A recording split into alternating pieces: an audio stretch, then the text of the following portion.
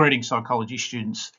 Look, there's three applications of the MH continuum that need to be considered in terms of the application of this to course assessment. So number one, we need to be able to provide a broad outline, a broad context of the MH continuum. Number two, we need to be able to identify and classify internal and external factors that impact one's position on the MH continuum. And number three, we need to be able to apply this to scenarios of people going through either mild levels of adversity or more disabling levels of adversity. So let's deal with that first point.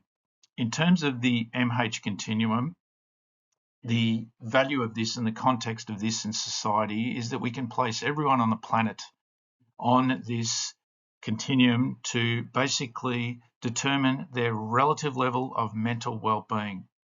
Now, it is fluid, so therefore, if we take the example of a Year 12 student in January, they've had a good summer, lots of rest, lots of socializing, etc. So we might position ourselves right here at the mentally healthy end. And then over the course of the year, the student is exposed to risk factors. And those risk factors are potentially going to change that person's placement on the continuum, moving in the wrong direction. The good news is that if we employ protective factors, we can move our mental well-being in terms of the positioning of it on the continuum back towards that mentally healthy end. Okay, so second key skill, the identification of internal/external factors. So be mindful that internal includes both body and mind, so that's our bio and psycho factors, and external factors originate outside the body, even though they will have an internal effect. The origin of these are external/social. So if we look at the BPS model, those internal factors again include all the biological risk and biological protective factors. So we look at sleep, genetics, nutrition, response to meds, etc., exercise, etc. And then psychologically, that is also internal. It originates inside the mind. So our coping skills, self-efficacy, whether we're ruminating, the use of CBT strategies, etc. And then we get to the external side of the equation, which again have a social origin, either risk or protective. So it could be bullying, it could be isolation, low socioeconomic status, etc.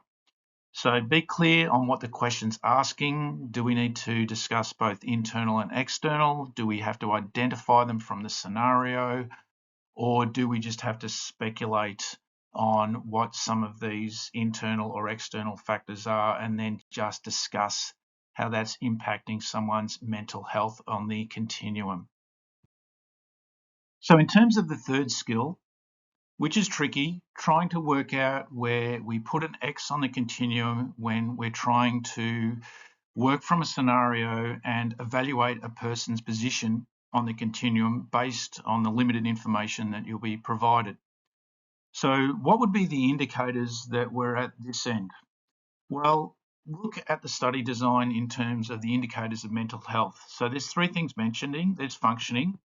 So someone with a high level of daily functioning in terms of their ability to perform their job, function effectively at school if they're a student, in terms of their academics, also social and emotional well-being, and then we have resilience.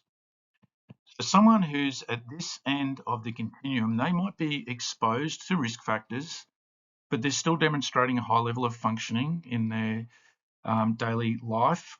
They're showing social and emotional well-being in terms of maintaining positive relationships with their peers and responding appropriately emotionally to any type of adversity or beef that they encounter, and resilience, the ability to cope and adapt in response to stressors.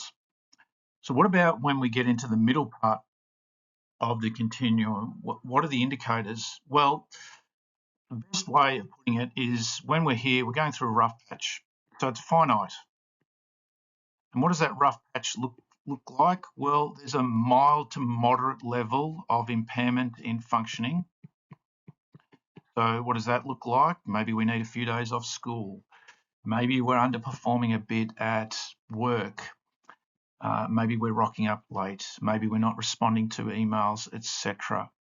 And there's an impact in terms of their social and emotional well-being. So maybe they're a bit snappy, a bit irritable, maybe they're a little bit withdrawn. But again, the main indicator that we're here is that it's temporary.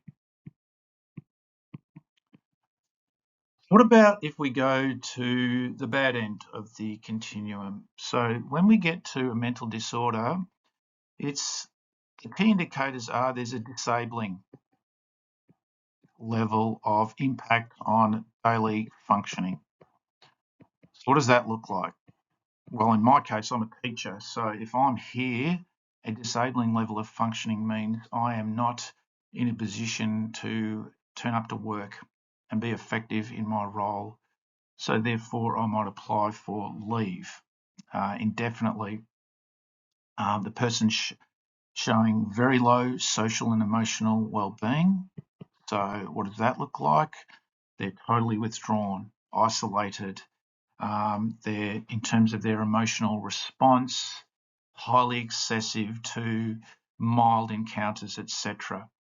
And instead of this being temporary, it seems to be a bit more infinite or ongoing.